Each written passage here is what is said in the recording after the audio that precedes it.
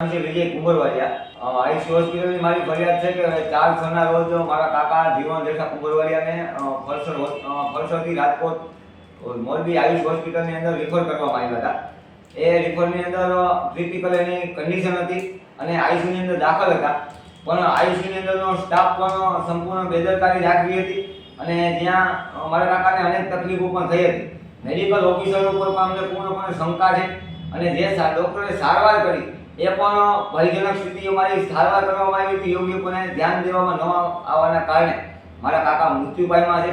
એમાં સંપૂર્ણપણે આયુષ હોસ્પિટલની બેદરકારી છે અને જે ગઈકાલે મીડિયા સમક્ષ જે સિક્યુરિટીએ બાજવામાં આવ્યું, ઝઘડો કરવામાં આવ્યો, એ સિક્યુરિટી મને પણ ધમકી આપી હતી, અહીંથી વયો જા નકર માર મારવામાં આવશે. અને જે અમારા સીટી સ્કેનના જે રિપોર્ટો હતા એ પણ આયુષ હોસ્પિટલે લઈ લીધા છે અને સંપૂર્ણપણે આયુષ હોસ્પિટલ બેદરકારીના કારણે મારા કાકા જીવન રેખા કુંભરવાડિયાનું મૃત્યુ થયેલા અમને સંપૂર્ણ શંકાઓ છે. અમે તંત્ર પાસે એવી માંગણી કરીએ છીએ, જિલ્લા કલેક્ટરશ્રી અને એસપીશ્રી અને રાજ્યના આરોગ્ય મંત્રીશ્રીને પણ અમે વિનંતી કરીએ છીએ કે આયુષ હોસ્પિટલ મોટી કૌભાંડી હોસ્પિટલ છે, દર્દીઓને લૂંટવામાં આવે છે, ક્રિટિકલ કેસો બનાવી અને દર્દીને અહીંયા જવા દેવામાં નથી આવતા અને દર્દીનો ખ્યાલ પણ રાખવામાં નથી આવતો. આ કૌભાંડી હોસ્પિટલ વિરુદ્ધ તાત્કાલિકના ધોરણે માનવ વધનો ગુનો દાખલ થાય અને વિવિધ જે કાંઈ આની અંદર સંડોવાયેલા વ્યક્તિ હોય એના વિરુદ્ધ પણ કાયદેસરની કાર્યવાહી કરવાની અમારી માંગણી છે.